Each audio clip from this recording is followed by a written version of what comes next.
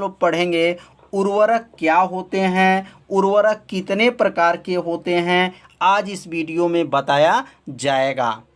और आप सभी विद्यार्थी इसे अपने कॉपी में नोट करते चलिएगा। उर्वरक का दूसरा नाम जो है खाद होता है। तो उर्वरक क्या होते हैं, तो यहाँ लिख सकते हैं उर्वरक वे पदार्थ होते हैं, वे पदार्थ होते हैं जो भूमि में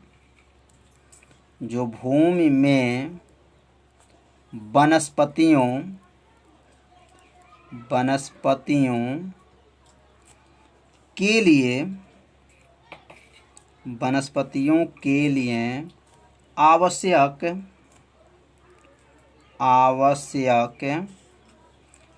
तत्वों की आपूर्ति करते हैं।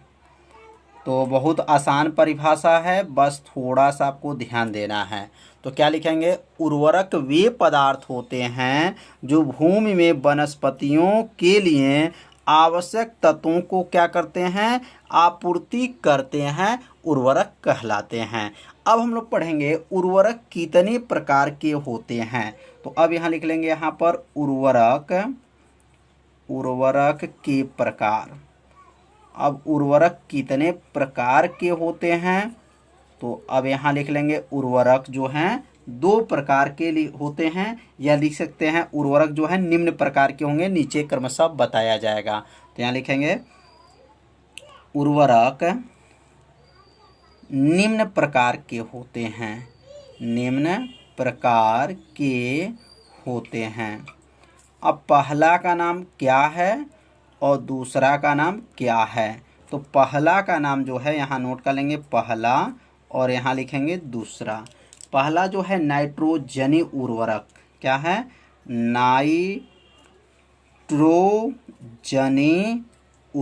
नाइट्रोजनी उर्वरक है।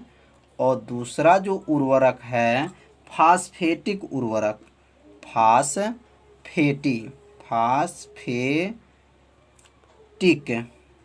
फास्फेटिक उर्वरक।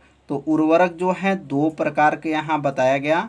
पहला जो है नाइट्रोजनी उर्वरक और दूसरा जो है फास्फेटिक उर्वरक। अब हम लोग पढ़ेंगे कि नाइट्रोजनी उर्वरक क्या होते हैं। तो अब यहाँ नोट कर लेंगे नाइट्रोजनी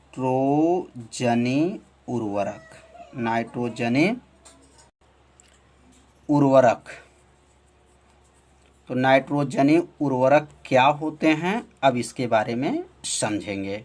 बहुत आसान है, बस थोड़ा सा आपको ध्यान देना है। तो अब यहाँ लिखेंगे अमोनियम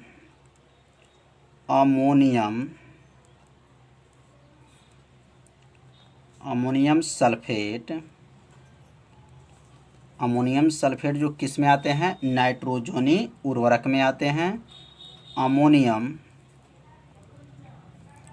अमोनियम नाइट्रेट,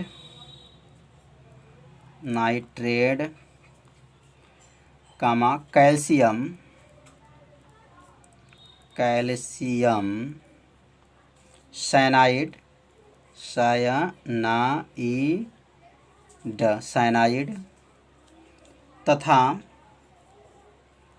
तथा यूरिया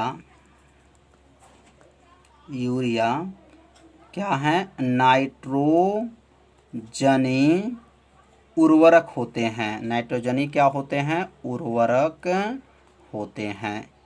तो नाइट्रोजनी उर्वरक कौन कौन होते हैं, तो यहाँ लिख लेंगे ammonium sulphate, ammonium nitrate, calcium cyanide तथा यूरिया जो है क्या है, नाइट्रोजनी उर्वरक होते हैं। अब यहाँ लिखेंगे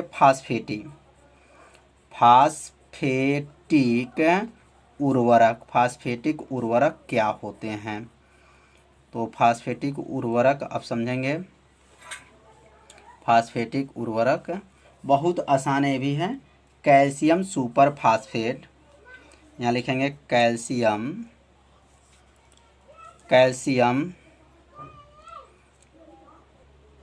कैल्शियम सुपर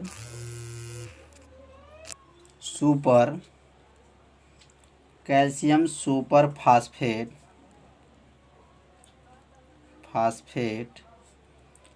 कामा ट्रिपल सुपर फास्फेट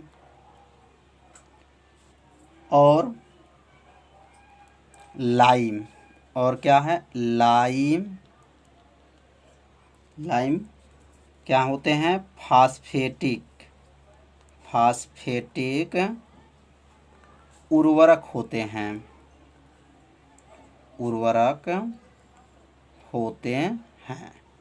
तो फास्फेटिक उर्वरक कौन कौन होते हैं?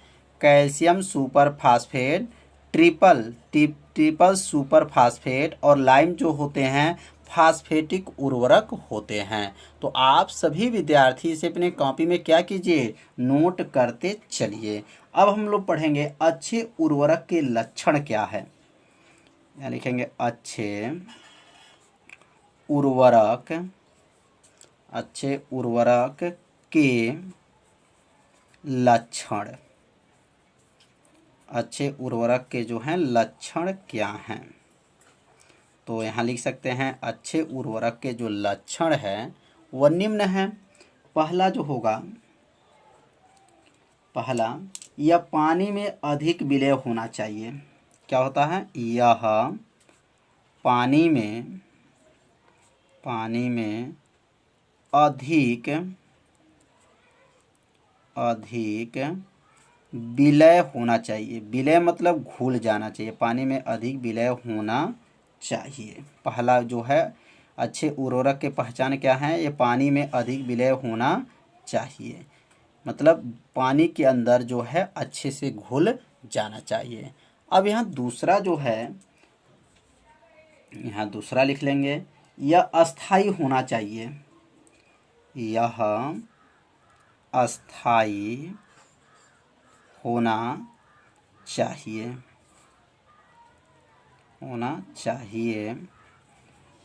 जिससे इसमें उपस्थित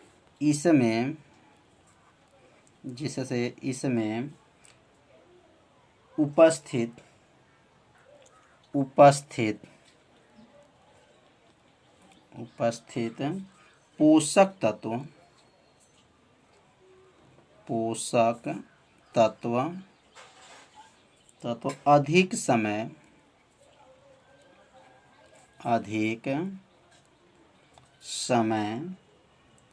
तक प्राप्त हो सके। तो दूसरा के लिए हम समझेंगे यह अस्थाई होना चाहिए, मतलब जो अच्छे जो उर्वरक होते हैं वह अस्थाई होना चाहिए जिससे इसमें उपस्थित जो पोषक तत्व तो अधिक समय तक क्या हो? प्राप्त हो सके। अब यहाँ तीसरा जो है, तो तीसरा यहाँ लिख लेंगे उर्वरक में उपस्थित पोषक तत्व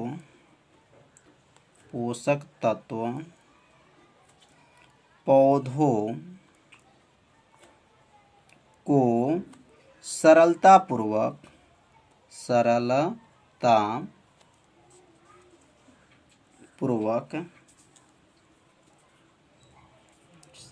पूर्वक मिल जाने चाहिए।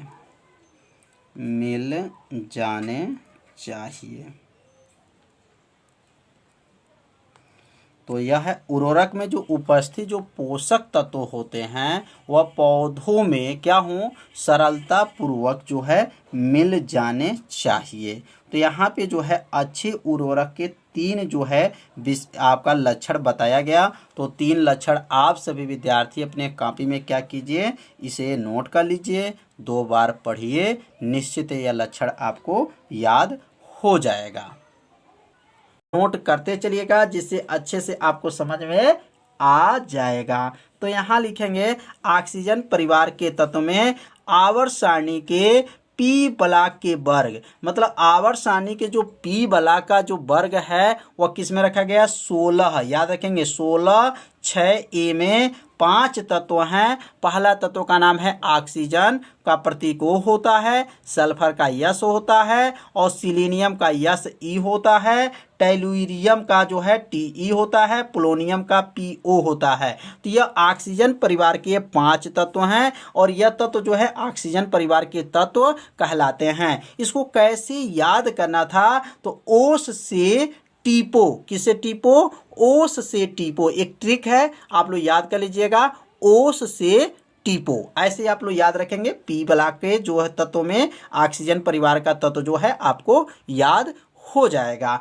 अब यहाँ पढ़ेंगे ऑक्सीजन परिवार के तत्वों का इलेक्ट्रॉनिक विन्यास क्या होता है। तो इलेक्ट्रॉनिक विन्यास यदि आप निकालना नहीं जानते हैं तो क्लास 11 में जो है इलेक्ट्रॉनिक विन्यास बताए हैं, प्लेलिस्ट में वीडियो है, वहां से जाकर के इस वीडियो को देख सकते हैं कि इलेक्ट्रॉनिक विन्यास कैसे ज्ञात किया जाता है। तो ऑक्सीजन का जो परमाणु क्रमांक होता है 8 होता है, तो इसका इलेक्ट्रॉनिक विन्यास जो होता है 1s2 2s2 2p4। अब यहाँ 4 2 6 2 8 हो जाएगा। तो यहाँ पे लास्ट में देखेंगे 4 है। अब यहाँ पे सल्फर, सल्फर का क्या होता है, 16 होता है। कैसे निकालेंगे, 1s2 2s2 2p6 3s2 3 4। यहाँ पर भी 4 आ गया, यहाँ पर भी 4 आ गया, ध्यान दीजिएगा बस थोड़ा सा। अब ये जोड़ेंगे कितना हो जाएगा, 2 2 4 10 हो जाएगा, 10 2 12 12 और 4 16 हो जाएगा। अब इसी तरह जो है यस ई का परमाणु क्रमांक क्या होगा, 34 होता है। तो 34 का इलेक्ट्रॉनिक विन्यास कैसे निकालेंगे, 1s2 2s2 2p6 3s2 3p6 3d10 4s2 4p6 4p6 होता है, लेकिन यहाँ 4 जोड़ेंगे तो क्या होगा, 34 हो जाएगा। यहाँ पर भी 4 आ गया, यहाँ पर भी 4 है और यहाँ पर भी 4 घात है। तो अगला जो है Te, इसका जो परमाणु क्रमांक जो है इसका क्या नाम है, टेलुरियम, और इसका प्रतीक जो है Te और परमाणु क्रमांक 52 होता है। तो इसका इलेक्ट्रॉनिक विन्यास क्या होता है, 1s2 2s2 2p6 3s2 3p6 3d10, कामा देंगे 4s2 4p6 4d10 5s2 5p4। यहाँ पर भी 4 आ गया। इसको पूरा जोड़ेंगे, जब ये जो घात देखना पूरा को जोड़ेंगे तो कितने के बराबर आएगा, 52 के बराबर आएगा। तो ये इलेक्ट्रॉनिक विन्यास है। यदि आप नहीं जानते हैं तो प्लेलिस्ट में जो है क्लास 11 के रसायन विज्ञान जो है प्लेलिस्ट में ये इलेक्ट्रॉनिक विन्यास ज्ञात करने की विधि बताया गया है, वहाँ से चाहे तो आप देख सकते हैं। तो अगला जो है पोलोनियम का 84 है, कैसे निकालेंगे, 1s2 2s2 2p6 3s2 3p6 3d10 4s2 4p6 4d10 4f14 और यहाँ 5 पर से s2 5p6 5t जो है 10 है और कामा देंगे 6s2 6p4।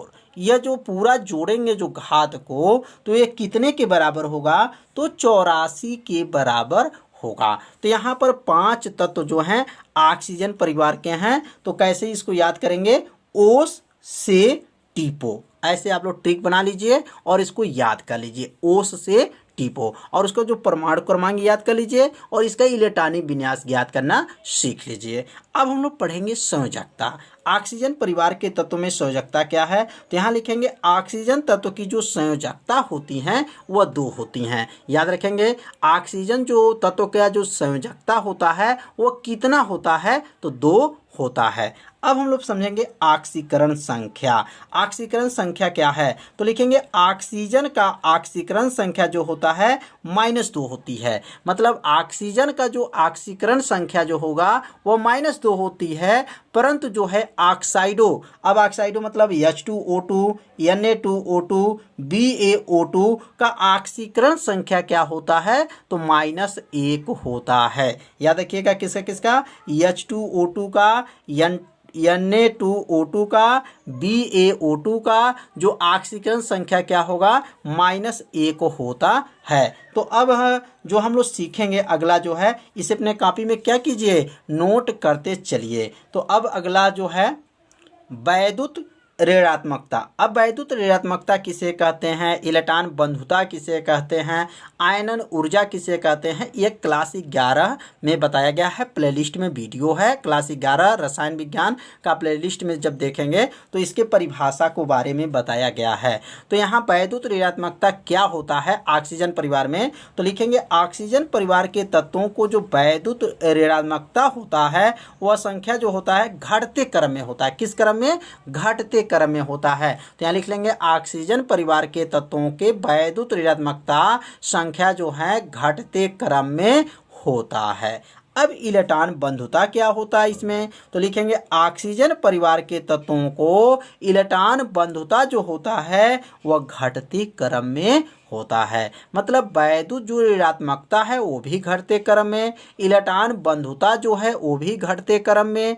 आयनन अब ऊर्जा क्या होता है, तो ऑक्सीजन परिवार के जो तत्वों के आयनन ऊर्जा होता है वह भी घटते क्रम में होता है। याद रखिएगा ऑक्सीजन परिवार के जो तत्वों का जो आयनन ऊर्जा होगा या आयनन विभव भी से कहा जाता है वह किस क्रम में होता है, तो घटते क्रम में होता है। तो समझ में आ गया होगा कि जो ऑक्सीजन परिवार के जो है इलेक्ट्रॉनिक विन्यास क्या होता है, वैद्युत ऋणात्मकता क्या होता है, इलेक्ट्रॉन बंधुता क्या होता है, आयनन ऊर्जा क्या होता है, इसके बारे में बताया गया। इसे अपने कॉपी में नोट कीजिए, 2 बार पढ़िए, निश्चित है आपको यह याद